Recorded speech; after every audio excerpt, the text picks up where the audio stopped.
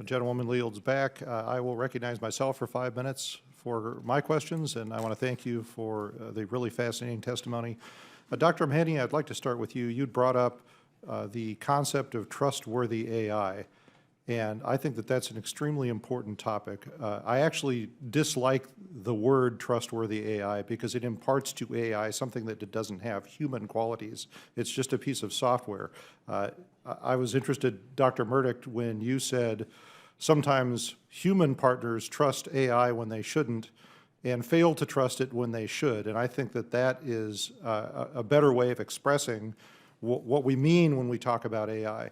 But this is an important conversation to have because we, in Congress, as we contemplate establishing a regulatory framework for AI, we need to be explicit when we say we want it to be trustworthy. You know, we can talk about efficacy or robustness or repeatability, but we need to be very specific when we talk about what we mean by trustworthy. It's not helpful to use evocative terms like, well, AI has to share its values, which is something that's in the framework of other countries' approach to AI. Well, that's great. You know, values, that's a human term. What does that mean for AI to have values? So the question for you, Doctor, is what do we mean when we say trustworthy AI? And, you know, in what context should us as lawmakers think about AI as trustworthy?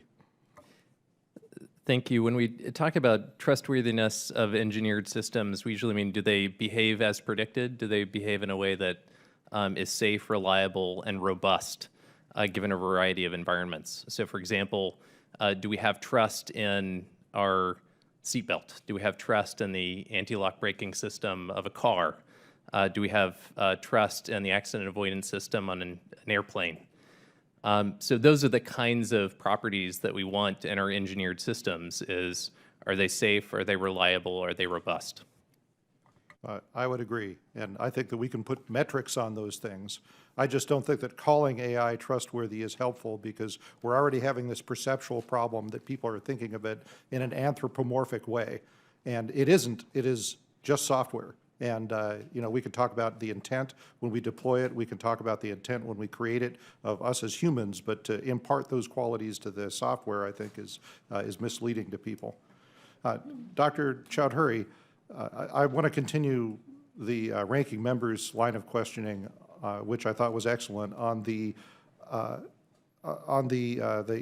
intersection between copyright holders and content creators and the training of AI. Because I think that this is going to be a really critical issue for us to grapple with. And I mean, here's the problem. If we say, as some content creators have suggested, that no copyrighted content can be used in the training of AI, you know, which from their point of view is a completely reasonable thing to be saying. But if we do that, then we're going to wind up with AI that is fundamentally useless in a lot of different domains. And let me give you a specific example because I'd like your thoughts on it.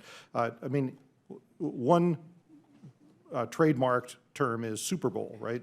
The NFL would not like someone using the word Super Bowl in a commercial sense. If you own a bar, you have to talk about, you know, the party to watch the big game, nudge, nudge, wink, wink, right? Which is, from their point of view, completely reasonable. But if you prohibited the use of the word Super Bowl in training AI, you'd come up with a large language model that if you said, what time is the Super Bowl? It would have no idea what you were talking about. You know, it would lack the context to be able to answer questions like that. So how do we navigate that space?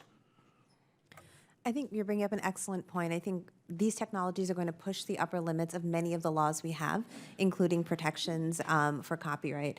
I don't think there's a good answer. I think this is what we are negotiating today. The answer will lie somewhere in the spectrum. There will be certain terms. I think a similar conversation happened about the term Taco Tuesday and the ability to use it widely, and it was actually decided you could use it widely. I think some of these will be addressed on a case-by-case basis, but more broadly, I think the thing to keep an eye on is whether or not somebody's livelihood is being impacted. It's not really about a word or a picture. It is actually about whether someone is taken out of a job because of a model that's being built.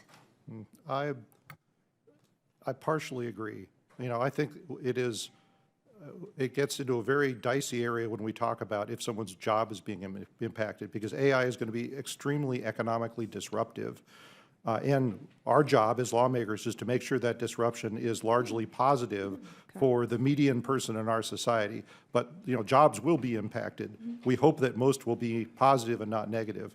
I actually think, and I'm going to run out of time here, but we have a large body of legal knowledge already on this topic around the concept of fair use. And I think that that really is the solution to this problem. There'll be fair use of intellectual property in AI, and there'll be things that are clearly are not fair use or infringing. And I think that we can use that as a foundation, but love to continue the discussion later. Absolutely.